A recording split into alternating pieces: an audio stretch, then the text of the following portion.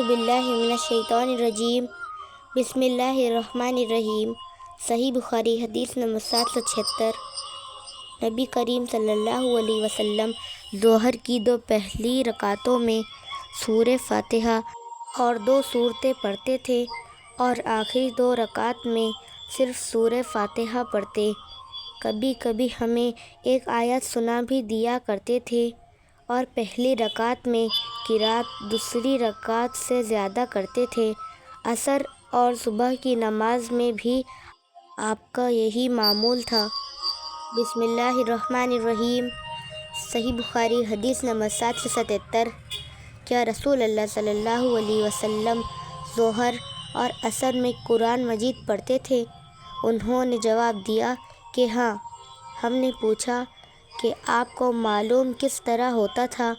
انہوں نے بتایا کہ آپ صلی اللہ علیہ وسلم کی ریش مبارک کے ہلنے سے۔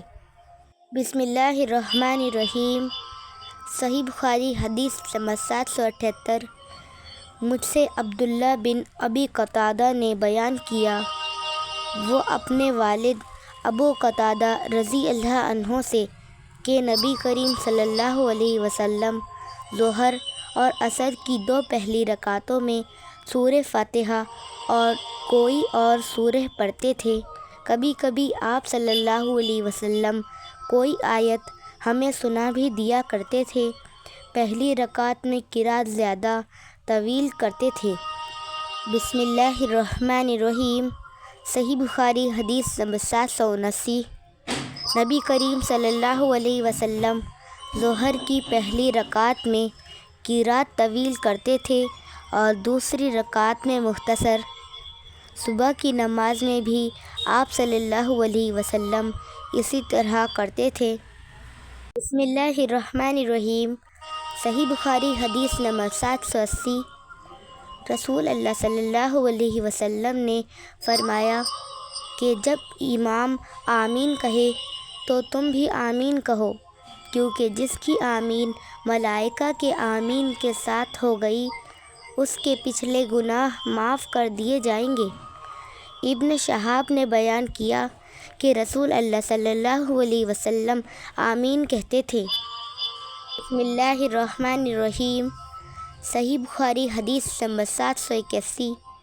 رسول اللہ صلی اللہ علیہ وسلم نے فرمایا کہ جب کوئی تم میں سے آمین کہے اور فرشتوں نے بھی اسی وقت آسمان پر آمین کہی، اس طرح ایک کی آمین دوسرے کے آمین کے ساتھ مل گئی تو اس کے پچھلے تمام گناہ معاف ہو جاتے ہیں۔ بسم اللہ الرحمن الرحیم۔ صحیح بخاری حدیث نمبر 782۔ رسول اللہ صلی اللہ علیہ وسلم نے فرمایا کہ جب غیر المغضوب علیہم ولا الضالین کہے تو تم بھی آمین کہو، کیونکہ جس نے فرشتوں کے ساتھ آمین کہی اس کے پچھلے تمام گناہ معاف کر دیے جاتے ہیں۔ بسم اللہ الرحمن الرحیم۔ صحیح بخاری حدیث نمبر 783۔ وہ رسول اللہ صلی اللہ علیہ وسلم کی طرف نماز پڑھنے کے لیے گئے۔ آپ صلی اللہ علیہ وسلم اس وقت رکوع میں تھے، اس لیے صف تک پہنچنے سے پہلے ہی انہوں نے رکوع کر لیا۔ پھر اس کا ذکر نبی کریم صلی اللہ علیہ وسلم سے کیا تو آپ نے فرمایا کہ اللہ تمہارا شوق اور زیادہ کرے، لیکن دوبارہ ایسا نہ کرنا۔ بسم اللہ الرحمن الرحیم۔ صحیح بخاری حدیث نمبر 784۔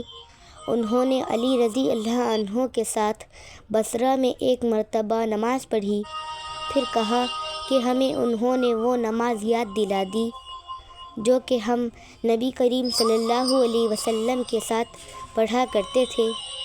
پھر کہا کہ علی رضی اللہ عنہ جب سر اٹھاتے اور جب سر جھکاتے اس وقت تکبیر کہتے۔ بسم اللہ الرحمن الرحیم۔ صحیح بخاری حدیث نمبر 785۔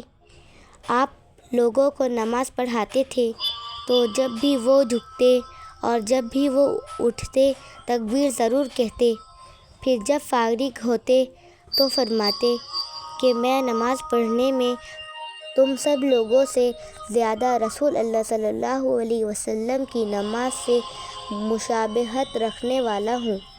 بسم اللہ الرحمن الرحیم۔ صحیح بخاری حدیث نمبر 786۔ میں نے اور عمران بن حسین نے علی بن ابی طالب رضی اللہ عنہ کے پیچھے نماز پڑھی تو وہ جب بھی سجدہ کرتے تو تکبیر کہتے، اسی طرح جب سر اٹھاتے تو تکبیر کہتے، جب 2 رکعت کے بعد اٹھتے تو تکبیر کہتے۔ جب نماز ختم ہوئی تو عمران بن حسین نے میرا ہاتھ پکڑ کر کہا کہ علی رضی اللہ عنہ نے آج محمد صلی اللہ علیہ وسلم کی نماز یاد دلائی، یا یہ کہا کہ اس شخص نے ہم کو نبی کریم صلی اللہ علیہ وسلم کی نماز کی طرح آج نماز پڑھائی۔ بسم اللہ الرحمن الرحیم۔ صحیح بخاری حدیث نمبر 789۔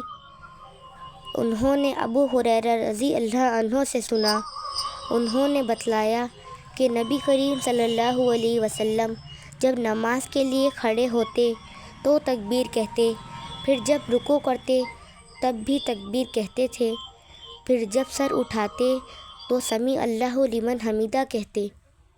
بسم اللہ الرحمن الرحیم۔ صحیح بخاری حدیث نمبر 790۔ میں نے اپنے والد کے پہلو میں نماز پڑھی اور اپنی دونوں ہتھیلیوں کو ملا کر رانوں کے درمیان رکھ لیا۔ اس پر میرے باپ نے مجھے ٹوکا اور فرمایا کہ ہم بھی پہلے اسی طرح کرتے تھے، لیکن بعد میں اس سے روک دیے گئے اور حکم ہوا کہ ہم اپنے ہاتھوں کو گھٹنوں پر رکھیں۔ بسم اللہ الرحمن الرحیم۔ صحیح بخاری حدیث نمبر 791۔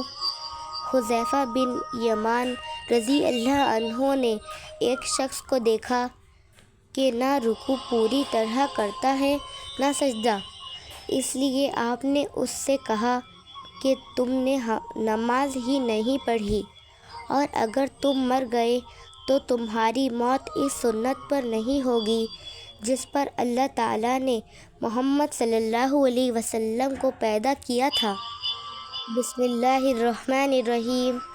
صحیح بخاری حدیث نمبر 792۔ نبی کریم صلی اللہ علیہ وسلم کے رکوع و سجود دونوں سجدوں کے درمیان کا وقفہ اور جب رکوع سے سر اٹھاتے تو تقریباً سب برابر تھے سوا قیام اور تشہد کے قعود کے۔ بسم اللہ الرحمن الرحیم۔ صحیح بخاری حدیث نمبر 793۔ نبی کریم صلی اللہ علیہ وسلم مسجد میں تشریف لے گئے، اتنے میں ایک شخص آیا اور نماز پڑھنے لگا۔ نماز کے بعد اس نے آپ صلی اللہ علیہ وسلم کو سلام کیا۔ آپ صلی اللہ علیہ وسلم نے سلام کا جواب دے کر فرمایا کہ واپس جا کر دوبارہ نماز پڑھ، کیونکہ تو نے نماز نہیں پڑھی۔ چنانچہ اس نے دوبارہ نماز پڑھی اور واپس آ کر پھر آپ صلی اللہ علیہ وسلم کو سلام کیا۔ آپ نے اس مرتبہ بھی یہی فرمایا کہ دوبارہ جا کر نماز پڑھ، کیونکہ تو نے نماز نہیں پڑھی۔ 3 بار اسی طرح ہوا۔ آخر اس شخص نے کہا کہ اس ذات کی قسم جس نے آپ کو مبعوث کیا، میں تو اس سے اچھی نماز نہیں پڑھ سکتا، اس لیے آپ مجھے سکھلائیے۔ آپ نے فرمایا جب تو نماز کے لیے کھڑا ہو تو پہلے تکبیر کہہ، پھر قرآن مجید سے جو کچھ تجھ سے ہو سکے پڑھ، اس کے بعد رکوع کر اور پوری طرح رکوع میں چلا جا، پھر سر اٹھا اور پوری طرح کھڑا ہو جا، پھر جب تو سجدے کرے تو پوری طرح سجدے میں چلے جا، پھر سجدے سے سر اٹھا کر اچھی طرح بیٹھ جا، دوبارہ بھی اسی طرح سجدہ کر۔ یہی طریقہ نماز کے تمام رکعتوں میں اختیار کر۔ بسم اللہ الرحمن الرحیم۔ صحیح بخاری حدیث نمبر 795۔ نبی کریم صلی اللہ علیہ وسلم جب سمیع اللہ لمن حمیدہ کہتے تو اس کے بعد اللہم ربنا ولک الحمد بھی کہتے، اسی طرح جب آپ صلی اللہ علیہ وسلم رکوع کرتے اور سر اٹھاتے تو تکبیر کہتے، دونوں سجدوں سے کھڑے ہوتے وقت بھی آپ صلی اللہ علیہ وسلم اللہ اکبر کہا کرتے تھے۔